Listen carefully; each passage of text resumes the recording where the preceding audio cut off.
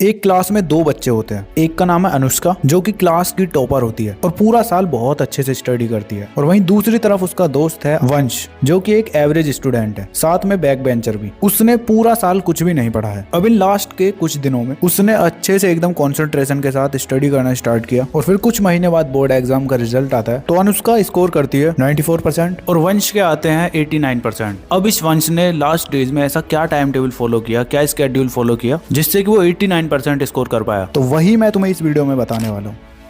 So hi everyone, this is Mukul Bhardwaj और आज की वीडियो में हम बात कर रहे होंगे क्लास 11th एंड 12th के टाइम टेबल की। हाँ, वही स्केड्यूल जो वंश ने फॉलो किया था, और अगर तुम भी इसको फॉलो करते हो तो तुम भी गारंटीड 90% स्कोर कर रहे होगे। तो सबसे पहले कमेंट करके बता दो तुम्हारी प्रिपरेशन कैसी चल रही है। अब जैसे जैसे एग्जाम पास आते गए तो वंश ने अपने रूटीन में इन 4 मस्ट डू थिंग्स को ऐड किया जो कि सबसे ज्यादा इंपॉर्टेंट थी उसके टाइम टेबल के लिए, और उन थिंग्स के बाद उसने टाइम टेबल बनाया। इसी सीक्वेंस में ये वीडियो रहने वाली है। तो सबसे पहले मस्ट डू थिंग्स जिसमें उसने अपने आप को पॉजिटिव अफर्मेशन देना स्टार्ट किया। वो डेली रात को सोते टाइम और सुबह उठते टाइम अपने आप को बोलता, हाँ मैं 90% लेकर आऊंगा, हाँ मैं 90% लेकर आऊंगा। अब ऐसा ही तुम्हें करना है। तुम्हें ऐसा नहीं है कि पूरे टाइम बोलना है, बस दिन में 2 बार बोलो, एक तो सुबह उठते ही और एक रात के टाइम। तुम्हें बस ये पॉजिटिव अफर्मेशन अपने आप को देनी है। वो शाहरुख खान का तुमने डायलॉग सुना है ना, तो वही तुम्हारे केस में अप्लाई होगा। नेगेटिव थिंकिंग बिल्कुल भी मत लाओ अपने माइंड में। इसके बाद सेकंड मस्ट डू थिंग उसने अपनी स्टडी में ऐड की जो कि है आवर ऑफ पावर स्ट्रेटजी। अब ये क्या है, अगर इस वीडियो में एक्सप्लेन करूंगा तो वीडियो ज्यादा लंबी हो जाएगी। इसके लिए मैंने ऑलरेडी एक वीडियो बना रखी है, तो इस वीडियो के बाद जाके देख लेना, चैनल पर अपलोडेड है। अब थर्ड मस्ट डू थिंग थी स्टडी मटेरियल। एनसीईआरटी को तो वो कर ही रहा था फॉलो, मतलब स्कूल में थोड़ा बहुत तो पढ़ा ही रहे थे। उसके साथ साथ उसने 2 चीजें ऐड की, PYQs and sample question paper. NCERT से उसकी थ्योरी स्ट्रांग हुई, पीवाईक्यू से उसे अपने पेपर का लेवल का पता चला, किस लेवल के क्वेश्चन आते हैं, और सैंपल क्वेश्चन पेपर की हेल्प से उसने अपने पेपर का पैटर्न पता करा। तो उसने तो ये सब चीजें अलग अलग ली थी, लेकिन तुम्हें इसके लिए टेंशन नहीं लेनी है। तुम्हें ये सब एक जगह मिल रहा होगा। तो उसके लिए लोगे तुम फिजिक्स वाला का ये सैंपल क्वेश्चन पेपर, सबसे यूनिक होने वाला है तुम्हारा। वो कैसे आओ बताता हूँ। देखो, इसके अंदर सबसे पहले तुम्हें मिलेंगे फ्रीक्वेंटली आस्क्ड क्वेश्चन, उसके साथ exam ready answering template that score, और उसके साथ साथ सीबीएसई 2025 कॉम्पिटेंसी बेस्ड फॉर्मेट तो तुम्हें इसके अंदर मिलेगा ही, और रिवीजन के लिए शॉर्ट नोट्स यानी चीट सीट तुम्हें इसके अंदर मिल रही होगी। और बोनस के तौर पर 111 मोस्ट प्रोबेबल क्वेश्चंस जो कि एनालाइज्ड एंड सिलेक्टेड पीवाईक्यूज से हैं। अगर एग्जाम से एक दिन पहले रिवीजन करना है तो इनको कर लो, बस इनफ है। और क्वेश्चंस के जो सॉल्यूशंस है ना, उनमें आंसर राइटिंग पर बहुत ही अच्छे से ध्यान दिया गया है। तो इतना कुछ तुम्हें और किसी सैंपल क्वेश्चन पेपर में नहीं मिलने वाला, और मेरी मानो तो अभी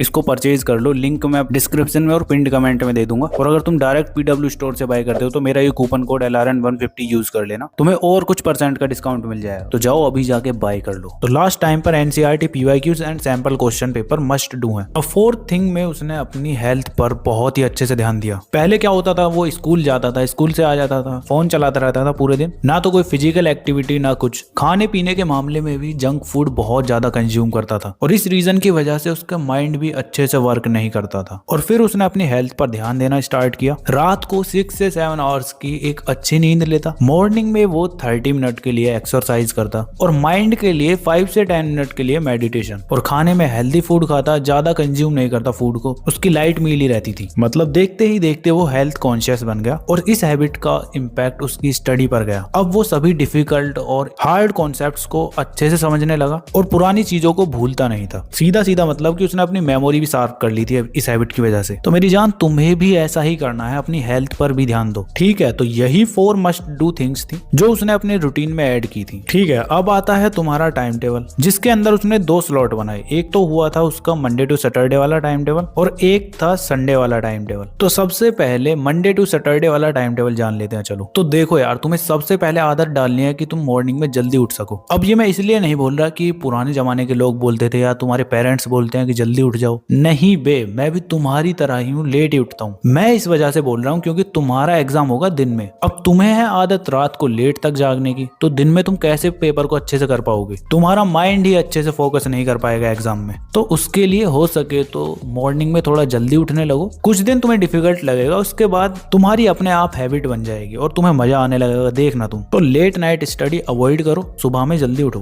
बिकॉज पेपर तुम्हारा मॉर्निंग में ही होगा, ना कि इवनिंग में या फिर नाइट में। इसीलिए अभी से हैबिट डालनी है, ठीक है। तो मॉर्निंग में कितने बजे उठना है, तो सिंपली तुम 5 o'clock उठ रहे होगे। उसके बाद तुम 15 मिनट के अंदर फ्रेश वगैरह हो आके नेक्स्ट 10 से 15 मिनट की मेडिटेशन करोगे और फिर बैठ जाओगे स्टडी करने के लिए। और वो टाइम होगा तुम्हारा 5:30 से 7 AM तक। अब इसके अंदर तुम एक ऐसा सब्जेक्ट उठाओगे जो तुम्हारा थ्योरी वाला हो या फिर तुम्हें हार्ड लगता हो, मतलब उसके अंदर तुम्हें रट्टा मारना है। सिंपली अपने हिसाब से तुम अरेंज कर सकते हो। और अगर मेरे हिसाब से जानना चाहते हो तो अभी बने रहो, वीडियो के लास्ट में बताऊंगा, ठीक है। उसके बाद तुम ब्रेकफास्ट करोगे 30 मिनट के अंदर, ब्रेकफास्ट वगैरह कर के मतलब स्कूल के लिए रेडी होके स्कूल के लिए निकल जाओगे। स्कूल टाइम मैंने तुम्हारा मान लिया है 8 AM से 2 PM तक। इस टाइम पीरियड के अंदर तुम अपने स्कूल पहुंच जाते हो, वहां से आ जाते हो घर। अब इसके बाद स्टार्ट होता है तुम्हारा आफ्टरनून स्लॉट। इसके अंदर तुम स्कूल से आने के बाद ब्रेक लोगे, जिसके अंदर तुम लंच वगैरह कर के फिर से स्टडी करने के लिए बैठ जाओगे। अब इस टाइम पर तुम एक ऐसा सब्जेक्ट पकड़ोगे जिसके अंदर तुम्हें अपने कॉपी पर पेन चलाना होता है, मतलब तुम्हारा माइंड अच्छे से काम करना चाहिए। इस टाइम पर थ्योरी वाला सब्जेक्ट बिल्कुल भी मत उठाना, बिकॉज दोपहर के टाइम में तुम्हें नींद आएगी। तो क्वेश्चन सॉल्विंग वाला कोई सब्जेक्ट उठा लेना, ठीक है। अब ये टाइम पीरियड तुम्हारा 2:30 से 4 PM तक होगा। उसके बाद इवनिंग में तुम निकल जाओगे ट्यूशन के लिए। तो ट्यूशन टाइमिंग तुम्हारी हो जाती है 4:30 से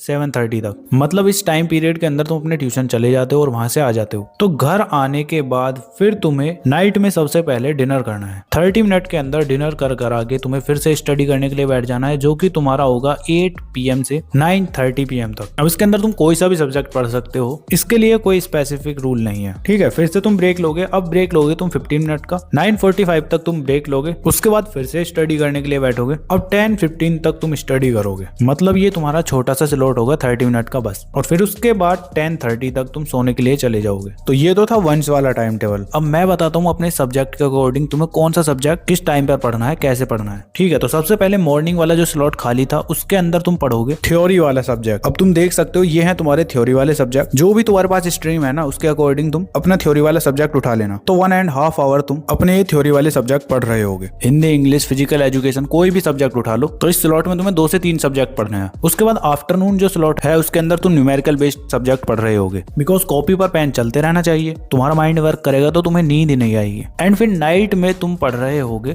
अपने मिक्स्ड सब्जेक्ट को। ये भी तुम अपनी स्क्रीन पर देख सकते हो, अपनी स्ट्रीम के अकॉर्डिंग पढ़ना है। देन फिर आता है तुम्हारा लास्ट का 30 मिनट। अब इसके अंदर तुम जो तुमने पूरे दिन में पढ़ा है उसका रिवीजन करोगे। और इस तरह से तुम्हारा ये मॉर्निंग रूटीन वाला time table Monday to Saturday का कंप्लीट हो जाता है। अब देखो, तुम में से कुछ बच्चों को डाउट होगा कि भैया किस तरह से पढ़ेंगे, किन चैप्टर्स को पहले करें और कैसे सिलेबस कंप्लीट होगा। तो उसके लिए भी मैंने ऑलरेडी वीडियो अपलोड कर रखी है। ये 20 से 25 डेज के अंदर तुम्हारा सिलेबस कंप्लीट करा के दे रही होगी ये वीडियो, वो भी क्वेश्चन प्रैक्टिस और रिवीजन के साथ। तो इसको भी देख लेना इस वीडियो के बाद। अब जो इवनिंग वाले बच्चे हैं वो इसका अपोजिट कर देंगे। जो सब्जेक्ट उनको आफ्टरनून में पढ़ने थे वो मॉर्निंग में ही पढ़ लो। तो इवनिंग का तुम्हारा ये कुछ टाइम टेबल होने वाला है। जब ये हो जाता है तो उसके बाद आता है तुम्हारा संडे का टाइम टेबल। संडे में क्या वंश फॉलो करता था, चलो बताता हूँ। तो संडे में वो जितना भी उसने पूरे हफ्ते में पढ़ा है ना, सबसे पहले उन सभी चीजों का रिवीजन करता था और फिर उसके बाद बैठता था क्वेश्चन प्रैक्टिस करने के लिए, जो कि सैंपल क्वेश्चन पेपर्स की हेल्प से करता था। अब क्वेश्चन प्रैक्टिस के लिए मैंने ऑलरेडी तुम्हें बता ही रखा है कहाँ से कैसे करनी है। और जैसा कि तुम्हें भी पता है